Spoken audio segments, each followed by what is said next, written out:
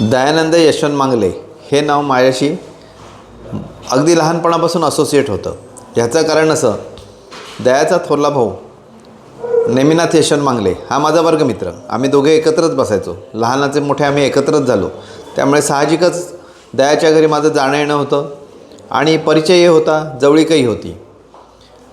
प्रतिकूल परिस्थिती असताना देखील जिद्दीने त्यांनी शिक्षण पुरं केलं. अनेक ठिकाणी वेगवेगळ्या नोकऱ्या केल्या, अपमान सहन केले. अनेकदा हलाखीची परिस्थिती होती, तरी त्या परिस्थितीतही जिद्दीने त्यांनी वाटचाल आपली पुढे चालू ठेवली. आपला पुतण्या प्रथमेश आणि पुतणी प्रणाली ह्याच्यावर त्यांचं विशेष प्रेम असायचं. एखादी खायला चांगली गोष्ट घेतली तरी तो त्यांच्यासाठी मुद्दाम घेऊन जायचा. घरचं वातावरण ह्याच्यापेक्षा त्याला बाहेरच्या परिस्थितीला फार तोंड द्यायला लागलं आणि मध्ये त्याला एक मोठं आजारपण आलं.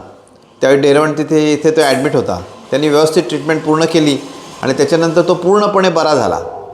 खरं म्हणजे तेव्हाच त्याच्या तब्येतीची एकंदर परिस्थिती चांगली नव्हती, अत्यंत गंभीर होती.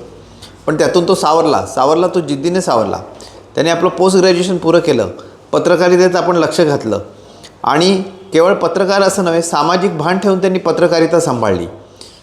कोणाचं हित कोणाचं वाईट ह्याच्यापेक्षा स्पष्ट वक्तेपणा त्यांनी ठेवला, पण अनावश्यक आगाऊपणा त्यांनी कुठे केला नाही. त्यांनी सगळ्या लोकांना कशी त्यांना प्रसिद्धी मिळेल, कशा त्यांच्या बातम्या येतील आणि पहिली बातमी दयाची नेहमी असायची.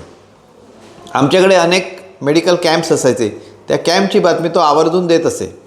लाईफलाईन फाउंडेशन हे माझं जे ट्रस्ट आहे, त्या ट्रस्टच्या उभारणीपासून त्याच्या पुढे वाटचालीपर्यंत दयाचा त्याच्यात संपूर्ण सहभाग होता. इंग्लिश मिडियम स्कूलमध्ये देखील दयानी आपलं योगदान दिलेलं आहे. राजकारणातही दयानी आपलं योगदान दिलेलं होतं. प्रत्येक ठिकाणी त्याचा जनसंपर्क फार मोठा, दांडगा आणि जवळकीचा होता. त्याचे विचार नेहमी निर्भीड आणि स्पष्ट आणि सुसंगत असायचे. केवळ पत्रकारिता आणि लोकांचे समस्या एवढ्यावर राहिलं नाही, त्यांनी जैन समाजासाठी सुद्धा काम केलं होतं आणि तो त्याचा पदाधिकारी होता. पत्रकारांसाठी पत्रकार भवन मिळावं, सुविधा मिळाव्या ह्यासाठी त्याचे नेहमी प्रयत्न असायचे. बोलणं त्याचं सगळ्यांशी होतं, सगळ्यांशी संपर्क होता. लहान माणसापासून मोठ्यापर्यंत तो सर्वांना दया या नावानेच लहानपणापासून ओळखला जायचा. दुर्दैवाने त्याचा तसा कमी वयात मृत्यू झाला. त्यामुळे एक मोठं नुकसान झालेलं एवढं नक्कीच. गेल्यामुळे वैयक्तिक माझ्या जीवनात तर नुकसान झालेलंच आहे, पण समाजाचंही बऱ्यापैकी नुकसान झालेलं एवढं निश्चित आहे. त्याच्या आत्म्याला शांती लाभो हीच ईश्वराकडे प्रार्थना.